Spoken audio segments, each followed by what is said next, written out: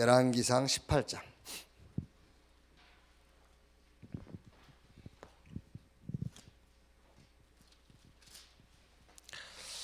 열왕기상 18장 30절부터 보겠습니다.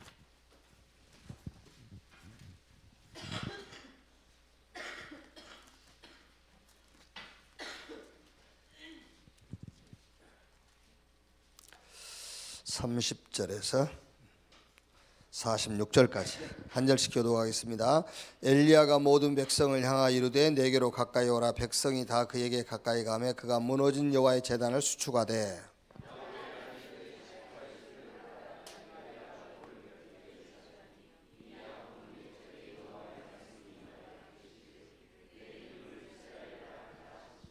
그가 여호와의 이름을 의지하여 그 돌로 제단을 쌓고 제단을 돌아가며 곡식 종자 두세 알을 둘 만한 도랑을 만들고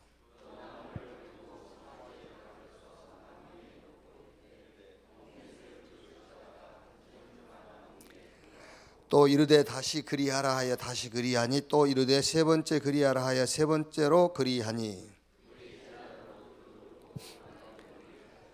저녁 소제 드릴 때 이르러 선지자 엘리야가 나아가서 말하되 아브라함과 이삭과 이스라엘의 하나님 여호와여 주께서 이스라엘 중에서 하나님이신 것과 내가 주의 종인 것과 내가 주의 말씀대로 이 모든 일을 행하는 것을 오늘 알게 하옵소서.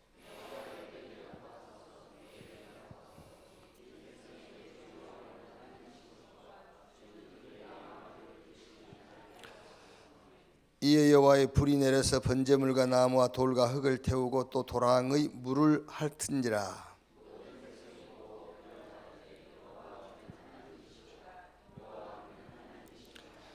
엘리야가 그들에게 이르되 바알의 선지자를 잡되 그들 중 하나도 도망하지 못하게 하라 하매 곧 잡은지라. 엘리야가 그들을 기손 시내로 내려다가 거기서 죽이니라.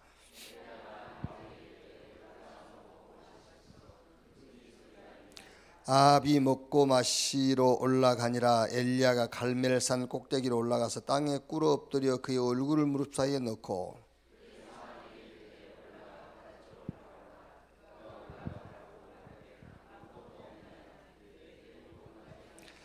일곱 번째 이루어서는 그가 말하되 바다에서 사람의 손만한 작은 구름이 일어나나이다. 이르되 올라가 아합에게 말하기를 비에 막히지 아니하도록 마차를 갖추고 내려가소서 하라 하니라.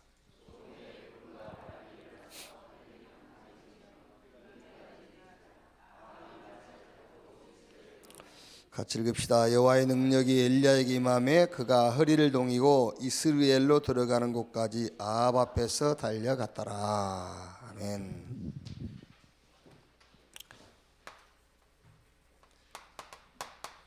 엘리야와 엘리사의 CVDIP입니다. 2018년에 우리가 치유 서밋 이 주제를 가지고 출발을 했죠. 여기서 치유는 복음 치유지요. 복음 치유란 말은 복음으로 결론 난 것을 말해요. 그게 치유란 말이에요. 서밋은 이제 복음으로 답이 나오고 결론 났으니까 그때부터서 삶이 시작이에요. 그때부터 인생 마치는 날까지 방향 말합니다. 그 방향이 전도. 저는 내가 하는 말인 줄 알았더니 괴테가 있더라고요. 인생은 속도가 아니라 방향이다. 나는 내가 한 말인 줄 알았는데 책에 보니까는 괴테가 나보다 더 빨리 했어요.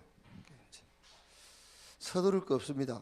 복음으로 답났으면 이제 인생 남은 인생 방향 전도 그걸 보고 서밋 그래요. 이제 그러면 이 복음과 전도 사이에 남아 있는 것이 이제 삶이잖아요. 우리의 삶. 이걸 보고 기도라고 그래요. 그래서 우리가 기도해라 그 말이잖아요. 기도해라 그거는 복음을 네가 갖기 위해서 기도하란 말이 아니에요. 복음은 하나님 주신 거지. 전도 위해서도 기도하는 게 아닙니다. 전도도 하나님이 준비해 놓은 거잖아요. 그 사이에 남아 있는 것이 우리의 삶입니다. 이게 기도란 말이에요. 이제. 그럼 여러분, 이 기도라는 것도 쉽게 이해할 수 있어요. 복음과 전도를 누리는 거예요. 그게 기도잖아요. 그게. 자, 그래서 이 기도라는 것을 이제 복음으로 담나고 전도로 이제 인생 결론 났는데, 거기에 남아 있는 게 이런 현실과 상황이라는 거잖아요. 그게 기도란 말이에요. 현실과 상황은 어떻게 끝낼 것이냐? 기도로 끝내는 겁니다. 막 부르짖는 기도로 끝낸단 말이 아니고 복음과 전도 이거를 누림으로 끝낸다고 말이잖아요. 자, 그러면 실제 이제 우리 렘넌트들의 이런 현실 상황이 있죠. 근데 그것 때문에 자꾸 렘넌트들이 방황도 하고 고민도 하는 거니까요. 주로 이제 가정이라고 그러면은 뭐 부모, 형제 이런 관계들이겠죠. 아니면은 뭐 집안의 경제 문제, 혹은 뭐 가문의 영적 문제, 이런 문제들이겠죠. 그게 렘넌트의 이제 현실 상황이겠죠. 또 렘넌트의 이제 현실 상황이라는 것은 학교. 주로 이제 학교 하면은 뭐 친구 관계, 교사 아니면 학업, 특히 이런 게 이제 학교의 현실 상황이죠. 이제 또 이제 뭐 교회. 뭐 이 목사님 이제 교회에서 뭐 기성세대 시험 들지 말하는데, 기성세대에게 시험 들 정도의 렘넌트라면 세계복음합니다. 시험이고 멀고 없어요. 아무 생각 없이 교회 오잖아요. 그러니까 렘넌트가 교회 와가지고 기성세대 하는 걸 보고 시험 들었다. 그건 대성공할 인간이야, 그게요. 그만큼 자기 신앙생활에 뭔가 관심을 갖고 왔다는 말이잖아요. 그런데 렘넌트들은 뭐 그런 거 보이지도 않으면 언제 끝나고 빨리 가나 이런 생각이지. 그러니까 교회 와서 렘넌트가 시험 들었다면 그거는 사명자예요. 그거 확실하게 붙잡아야 돼요. 시험 든 렘넌트도 없어. 뭐 교회 이제 뭐 이런 갈등, 뭐 이제 자기들 나름대로 아니면 오해 이런 거. 거기다가 또 이제 이런 게 있죠. 문화. 그러니까 이미 치유는 여러분 그 어떤 것으로 치유 안 되는 겁니다. 복음으로만 치유되는 거예요. 아시겠지요? 그러니까 아까 우리가 523장 찬송 끝나고 내가 조금 머뭇머뭇했잖아요. 그 왜냐하면 이거를 설명을 해줘야 되는데 523장 찬송 마지막 절이에요. 그 뭐라 되겠죠? 그걸 이제 우리가 그 찬송을 만든 사람이 그런 의미로 만들었는지는 모르겠어요.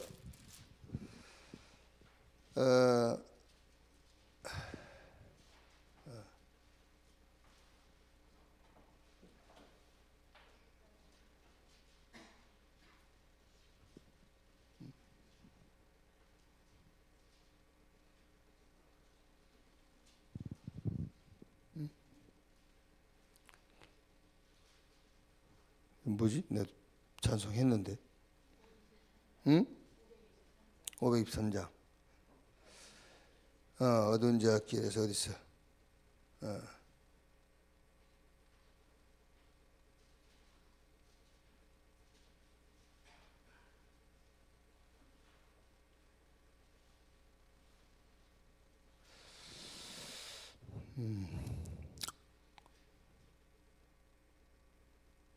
죄인.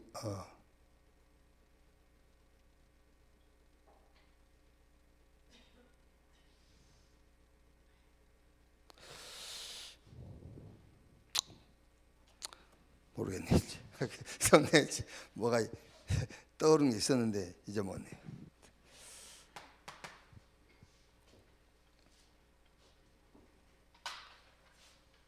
이게 쉽게 말하면 우리가 이제 뭐 어두운 제약길에서 뭐 이럴 때 주로 이제 사람들은 뭐 이제 어두운 제약 이러면은 뭘 생각하죠? 얼른 막 자기가 뭐 방하고 막 이런 생각하죠. 원죄는 생각 안 하지. 언제 되게 이제 어두운 제앗길에서 목자 없는 양같이 길을 찾아 헤맨다 그럴 때에 주로 자기 자신이 스스로 그런 데서 하나님 나를 구원했다라고만 생각하거든요. 그거 아니고 원죄. 이제 그래서 그리스도가 아니면 안 되는 거잖아요. 그러니까 복음 아니면은 절대로 치유가 안 돼요. 복음 아니면은요. 그래서 우리 렘넌트들은 진짜 복음으로 치유가 돼야 돼. 복음 치유. 서밋 고시 세 가지 고시를 다 패스했어도 자기 남은 인생 전도의 방향 맞추지 못했다. 그거 서밋 아니에요. 이제 세상에서는 성공한 자겠지만 하나님 보실 때는 성공한 게 아닙니다. 그거는요. 그래서 그 서밋을 말한 거예요. 그 남은 게 삶 아닙니까? 근데 이미 답 결론 났는데 현실 상황은 있잖아요. 그것 때문에 여러분들이 계속 찡그리고 다니는 거 아닙니까?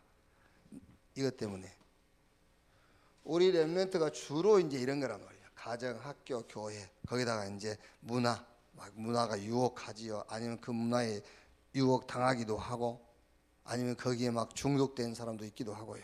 이런 것들. 그게 현실 상황이라니까요. 분명히 답은 복음이고 남은 삶 전도가 결론이라는 답이 났어. 그런데도 여기 문화 유혹을 계속 받아요. 그리고 이제 조금 철이 일찍 든 렘넌트들은 미래까지 이제 땡겨가지고 이제 고민하죠. 이제 학업, 뭡니까? 진학, 취업, 결혼, 이런까지 하죠.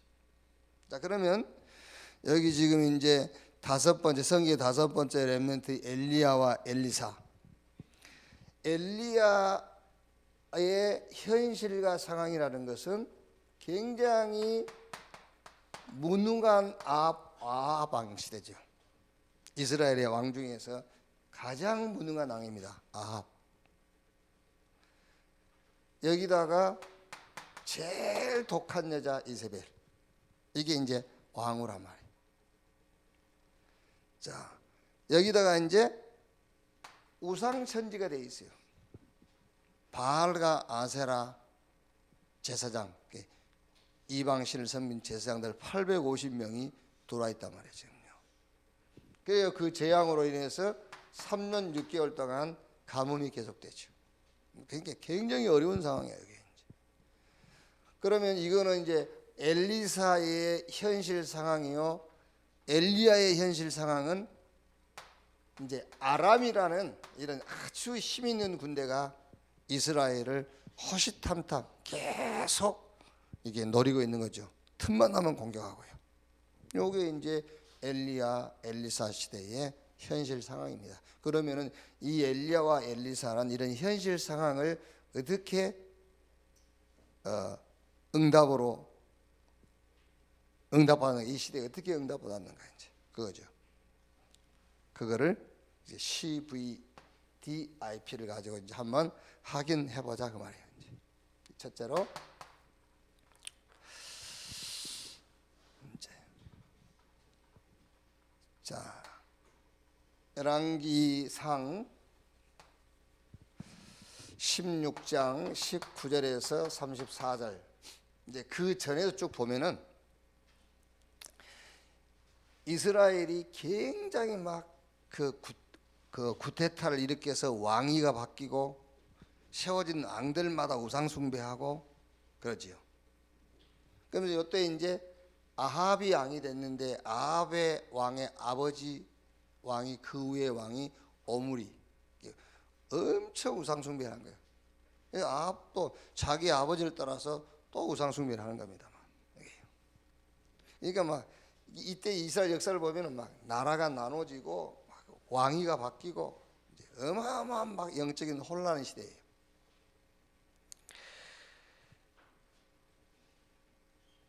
자, 16장 34절 특히요. 그 시대에 베델 사람 히엘이 여리고를 건축하였는데 그가 그 터를 쌓을 때에 맏아들 아비람을 잃었고 그 성문을 세울 때에 막내 아들 수굽을 잃었으니 여호와께서 눈의 아들 여호수아를 통하여 하신 말씀과 같이 되었더라. 이 무슨 말이냐면은 어느 정도 혼란한 시대가 왔느냐면은 여러분 알지 않습니까? 이제 여리고성을 무너뜨렸는데 하나님께서 여호수아에게 얘기했죠. 이 여리고성을 두 번 다시 못 세울 것이다. 이 여리고성을 세우기 위해서 기초를 쌓은 사람이 있으면 장자가 죽을 것이요. 하나님이 여호수아를 통해 얘기했거든요.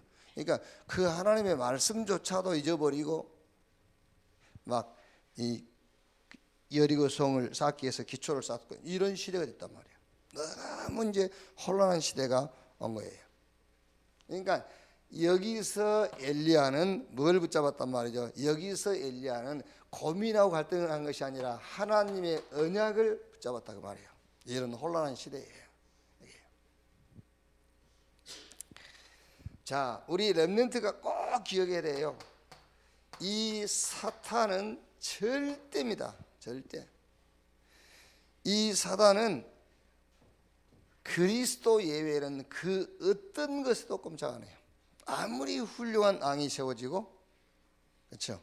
아무리 완벽한 제도를 만든다 할지라도 사단은 거기에 걸려들지 않습니다. 거기에 절대 무릎 안 꿇어요. 그리스도 예외는 사단은 눈도 깜짝 안 해. 알겠어요? 그래서 우리 렘넌트들이 항상 기억해야 될 것이 막 사회가 혼란스럽고 집안이 막 복잡해지고요. 막 내가 살아가는 주변에 막 혼란한 일이 일어나고 그때 잘못하면 흔들리고 방황하거든요. 그게 아닙니다. 엘리야는 여러분 한번 성경을 열왕기상을 한번 쭉 읽어보라니까요. 엘리야 시대에 막 어마어마하게 혼란이 왔어요. 그 시대를 보고 엘리야는 언약 속으로 깊이 들어간 겁니다. 자, 오늘 우리가 읽었던 말씀에도 보면은요 30절에요. 엘리야가 모든 백성을 향하여 이르되 내게로 가까이 오라. 백성이 다 그에게 가까이 가매 그 무너진 여호와의 제단을 수축하되 그랬어요. 언약 회복. 이게. 그러니까 보세요. 사무엘 같은 사람들도요. 블레셋이 침공이 오니까 뭐 하지요? 어린 양 한 마리 잡아가지고 여호와 앞에 온전한 번제를 드렸다라 했잖아요. 그러니까 우리 렘넌트들은 항상 기억이 돼요. 막 어떤 현실과 상황에도 거기서 승리하는 답은 하나밖에 없어요. 언약, 복음 속으로 들어가는 거예요. 이렇게요. 그래서 국가, 시대, 가정, 개인 어려움이 오면은 실망, 낙심할 일이 아니란 말이에요. 하나님의 언약 속으로. 창세기 3장 15절. 이걸 준 거거든요. 지금 여러분 우리 에덴 동산 그 사건이 보통 사건입니까? 한 사람이 범죄함으로 모든 사람이 죄인된 것처럼 아담 한 사람이 범죄함으로 온 인류가 저주받아 버린 거잖아요.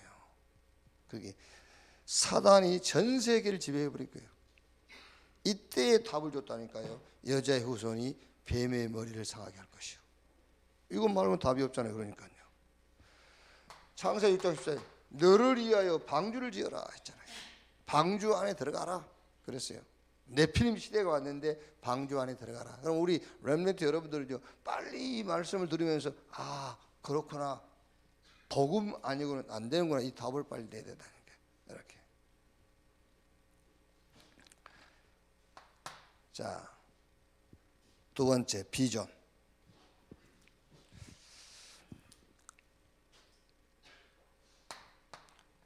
열왕기상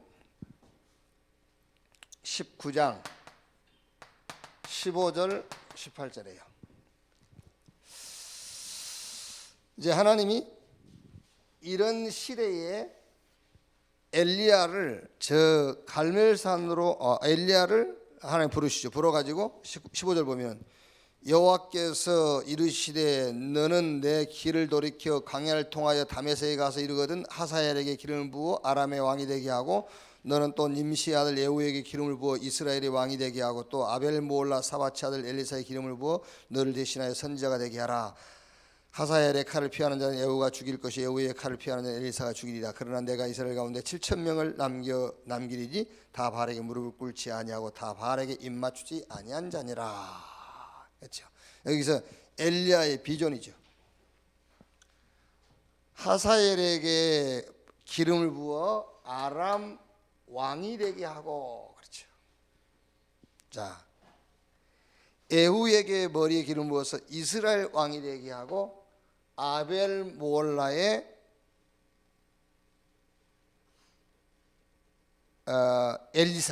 엘리사에게 기름 부어서 너를 대신하여 선지자가 되게 하고, 그러면서 바알에게 무릎 꿇지 않는 7천 제자를 내가 숨겨놨다 그랬죠. 이런 혼란스러운 시대에 엘리야의 비전이 뭐냐면요, 그 엘리야의 비전이 이겁니다. 렘넌트 세워서, 비전은 그거밖에 없지 않습니까? 기성세대가 다 지금 혼란 가운데 빠졌으니까 렘넌트를 세워서 정치 흐름을 바꾸고요, 영적인 흐름을 뒤집는 거예요. 그게 비전이에요, 이게요. 그래서 하나님께서 엘리야를 불러가지고 저 하사엘에게 기름 부어 아람 왕, 예후에게 머리 기름 부어 이스라엘 왕, 아벨 몰라의 엘리사에게 기름 부어 너를 대신하여 선지자, 그리고 7천 제자를 찾아라. 그 비전을 준 거예요. 그거예요. 그럼 우리 렘넌트들도 마찬가지입니다. 이제 여러분, 우리 중직자 여러분들도요, 뭐 교회가 혼란이 오든 우리가 사는 이 국가의 혼란이 오든 아니면 여러분 개인적으로 뭐 갈등이 있어가지고 여러분이 혼란스럽든 답은 하나밖에 없어요.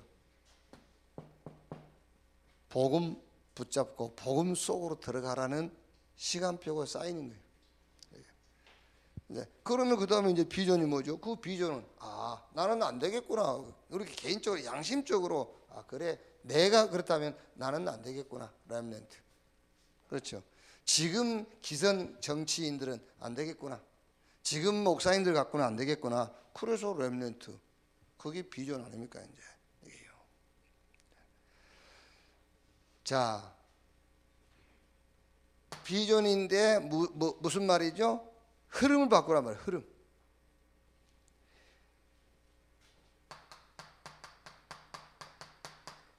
시스템을 바꾸는데 이 시스템이 바뀌려면은 흐름을 바꿔버려야 돼요.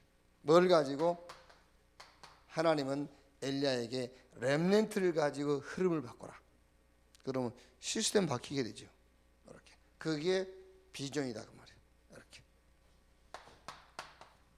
자, 그러면 세 번째, 엘리야와 엘리사의 드림, 꿈입니다. 그게 열왕기하 2장 1절에서 14절이죠.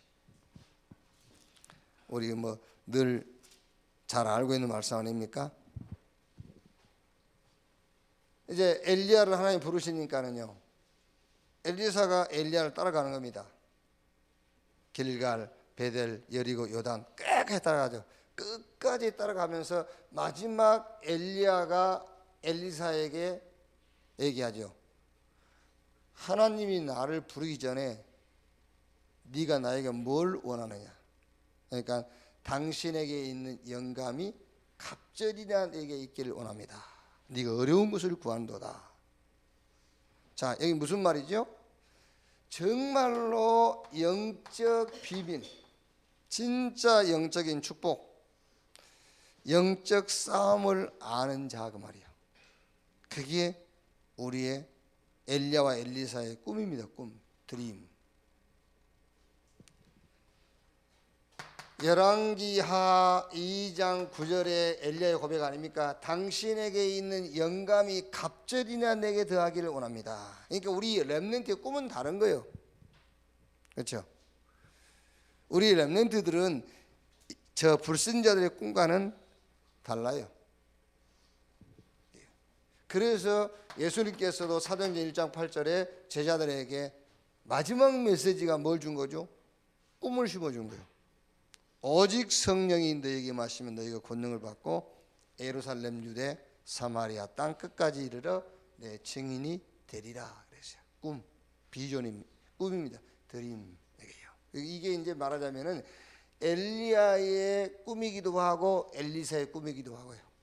당신에게 있는 영감이 갑절이나 내게 더하기를 원합니다. 뭐 하려고요? 그 영적인 축복, 그 영적인 비밀 가지고 영적 싸움 싸워야 되니까요. 그게 엘리야와 엘리사의 꿈이고 지금 이 시대를 사는 우리 렘넌트의 꿈이요. 그게요. 영적 싸움 싸우는 겁니다. 꿈. 자, 이미지. 열왕기상 18장 41절 46절. 이게 무슨 내용이죠? 이제 그 바알 선지 450명을 죽이고 나서 이제 41절에서 46절 보니까 엘리야가 이제 아합에게 얘기를 하죠. 이제 큰 비가 올 것이다. 그러니까는 이제 먹고 마시고 빨리 내려가라. 큰 비가 오니까 비 맞지 않도록 빨리 내려가라. 그러면서 이제 엘리야가 엎드려서 이제 기도하지요. 그러면서 그 자기 사안에게 이제 비 오는 징조가 보이냐 자꾸 확인시키는 거예요. 이제. 그러면서 손바닥만 구름이 떠오른다고 그러니까는 그 이제 손바닥만한 구름에서 이제 엘리야는 이제 큰 비를 보게 된 거죠. 이게 이미지 상상. 근데 여기서 이제 이게 이제 엘리야의 그 이미지인데 작은 구름, 손바닥 구름에서 큰 비를 봤단 말이에요. 근데 이거는 여러분 뭐 우리가 지금까지 배웠던 긍정적 사고, 적극적 사고라는 말이 아니에요. 막 긍정적으로 생각을 해라. 손바닥만한 구름에서 큰 비를 엘리야가 받지 않냐? 이게 긍정적인 생각을 해라 막 그 말이 아니고 이거는 확신이에요. 확신. 뭐에 대한 확신이죠? 말씀에 대한 확신. 우리 렘넌트 이미지가 뭐냐? 확신이다. 무슨 확신이냐? 네 긍정적, 적극적, 네 그 어떤 신념과 의지에 대한 그런 것이 아니라 하나님의 말씀에 대한 확신이다 그 말이에요. 자, 그래서 창세기 12장 1절로 3절 하나님께서 아브라함에게 말씀 주시니까 이게 이제 그 4절 6절 보면 뭐라 했죠? 아브라함이 말씀을 따라갔고 그랬어요. 말씀을 따라갔고 조카 롯도 함께하니라. 창세기 6장 1절에서 20절에도 보면은 노아에게 하나님께서 말씀하시잖아요. 너를 위하여, 네 아내, 아들, 며느리를 위하여, 또 생명 있는 자를 위하여 방주를 지어라. 그랬더니 20절 말씀 보니까는 이래 돼 있어요. 노아가 하나님의 명한대로 준행했더라 그랬죠. 확신. 그게 이미지요. 말씀에 대한 확신. 이렇게. 자, 이제 폴락티시 실천이죠. 자, 결국에 여러분 이런 혼란스러운 시대의 상황을 가지고 엘리야와 엘리사는요 진짜 전무후무한 작품을 남긴 거예요.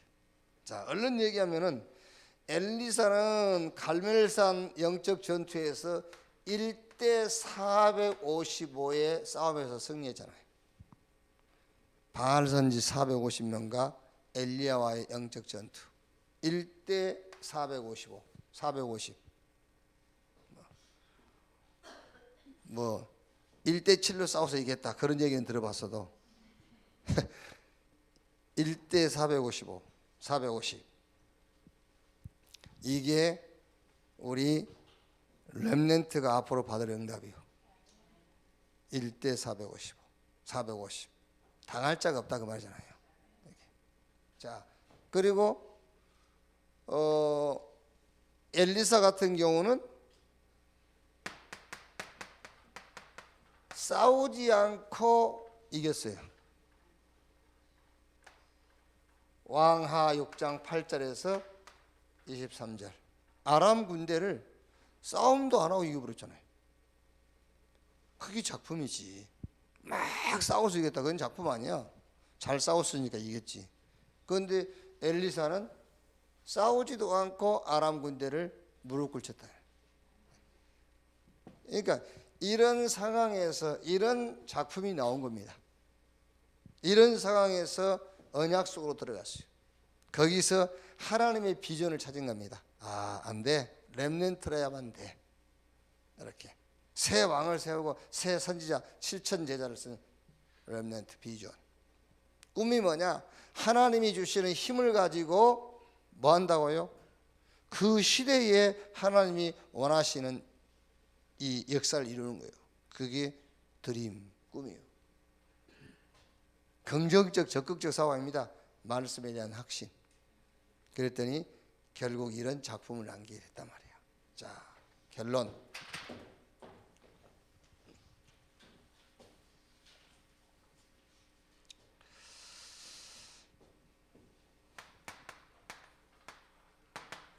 자, 렘넌트는요, 여기 얘기했죠. 가정, 학교, 교회, 어떤 지금 이 시대의 문화, 여러분의 미래, 좀 막 이게 이제 이걸 놓고 갈등도 올 수 있고 혼란에 빠질 수도 있거든요.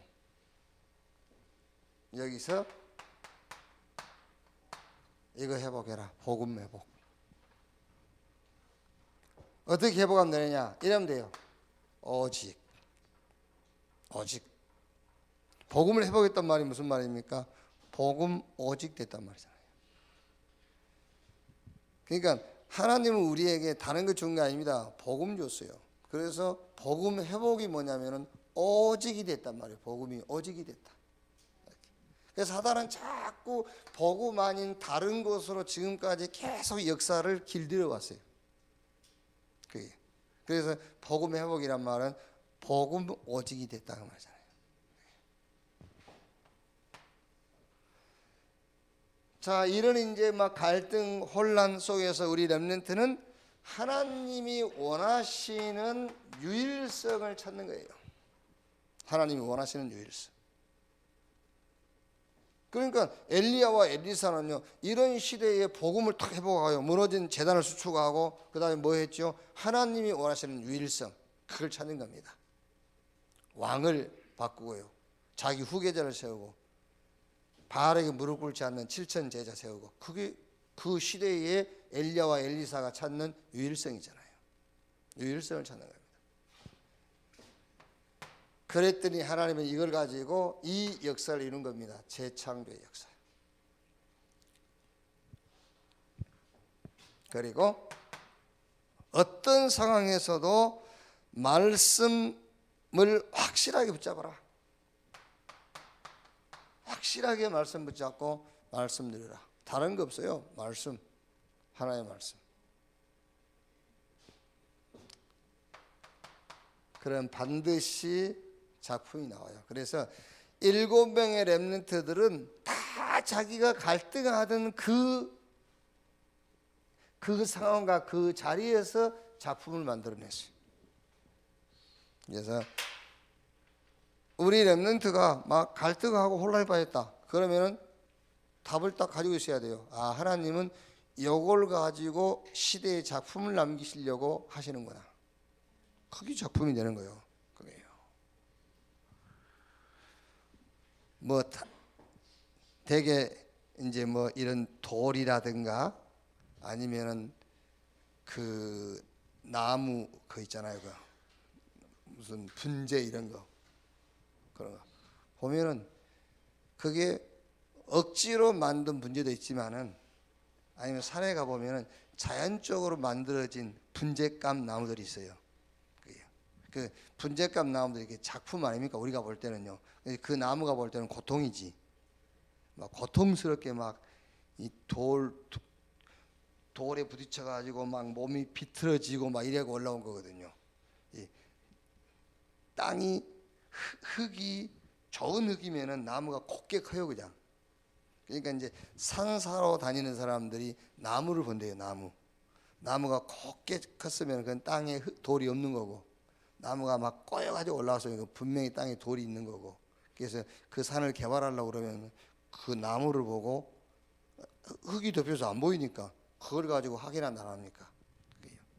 그러니까 산에 올라가면 막 이상하게 몸 틀어지고 이런 나무들 있잖아요. 그게 사람들이 볼 때 저 분재감이구나 그러거든요. 나무는 괴로워가지고 그렇게 된 건데 그게요. 우리 말하자 청춘이니까 뭐 한다는 책이지. 청춘이니까 아프다. 뭐 이제 그거는 이제 복음 모르는 사람들 하는 말이고 이제 청춘이니까 아프다. 복음 모르는 사람이 하는 말이고 이런 갈등 이거는 하나님이 작품을 만드는 그런 현장이다 말이에요. 이렇게 엘리야와 엘리사가 진짜 혼란한 시대에 하나님의 언약 딱 붙잡고 그 혼란한 시대를 작품으로 남긴 것처럼 우리 렘넌트들은 크고 작은 갈등을 하나님의 언약 안에서 역사적인 시대적인 작품을 남기는 그런 응답이 있기를 주님의 이름으로 축원합니다. 내일은